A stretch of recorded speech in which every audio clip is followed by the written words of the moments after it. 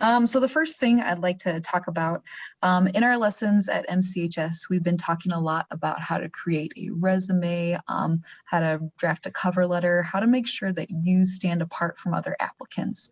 So the first thing I'd love to hear about from you guys is as you are sorting through, let's say, a pile of applicants or a pool of applicants, or Bert, you mentioned you're out in the field amongst people who might be looking for a job.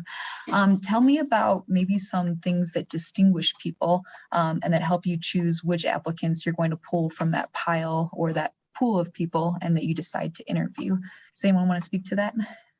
I guess I'll start here. One thing that maybe when I was younger and looking for jobs, one thing that I had learned with, when completing a resume, just making sure it looks neat and it's organized and easy to read. I think if is, somebody that maybe is sitting on the other side of the desk and looking through these stacks of resumes, ones that or look organized and are easy to read and go through, maybe stand out and maybe catch somebody's attention more so than one that isn't quite as easy to follow. For me, I receive so many applications and for specific jobs. So on my side, the main priority is to have a well-written job description that defines the position that I'm interviewing for. Once I have the job description, I list the minimum qualifications for the job. So when an applicant applies for a position, you want to make sure that you list your experience or refer to those requirements to make sure that you show that you have the minimum requirements for this job. That's how I select candidates to interview based on the job description, who has applied that meets the minimum qualifications. So if you're applying for a job that requires a master's degree and you're just straight out of high school, that would disqualify you for that position based on those requirements. However, if it says that there's education and experience together to qualify, make sure that you list that. Make sure that you list all of your experience or how your experience could relate to that position, because minimum qualifications are the basis of the requirement. I think this is really important. And this is really a pre-step to putting your qualifications on a resume. And that is having some self-awareness about what your skills are, and what your challenges are, what your deficits are for a position. So I think Cindy just spoke of it. Do you have the proper amount of education or the training or the certifications or whatever the qualifications call for? But I think also a real key to that is understanding who you are, so that when you go into this office and you're coming in to interview with Bert or Chris or Cindy, and you know who you are and you have some self-confidence and you're aware of your skills and your deficits, and you can speak clearly to those. Yeah, I guess being last, I can touch kind of on everybody's thoughts, and a big part of it's the communication, whether it's in the interview or the application. You have got to get across what you're capable of doing, and that's tough. And so now we're getting back into the education part where, some people communicate verbally, written, whichever it is better.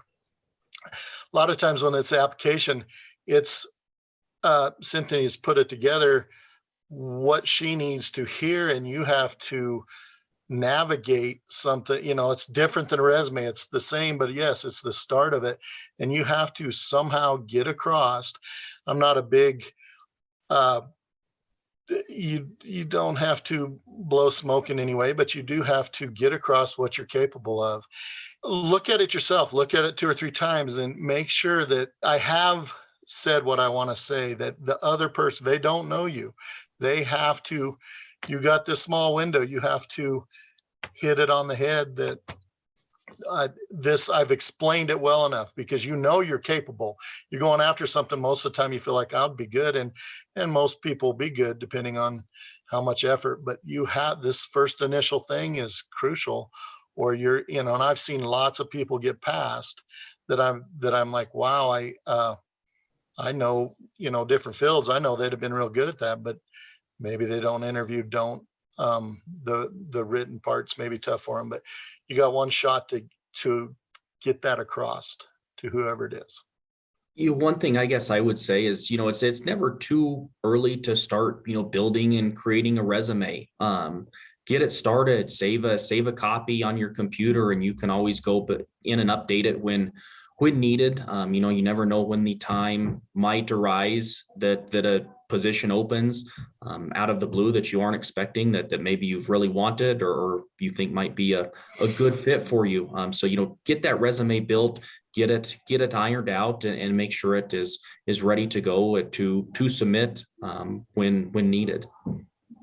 And following up with that, if you have no actual work experience, bring forth what you have done. If you've played group sports, list that and how many years you've done it. That's a commitment, and it's being able to work as a team.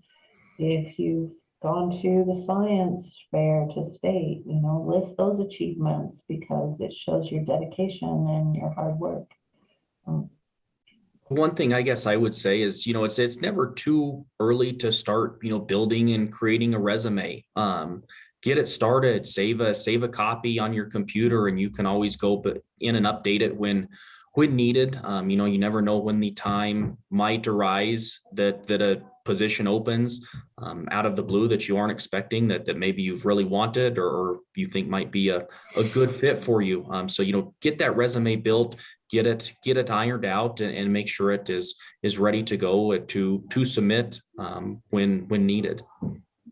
And following up with that, if you have no actual work experience, bring forth what you have done. If you've played group sports, list that and how many years you've done it. That's a commitment, and it's being able to work as a team. If you've gone to the science fair to state, list those achievements, because it shows your dedication and your hard work.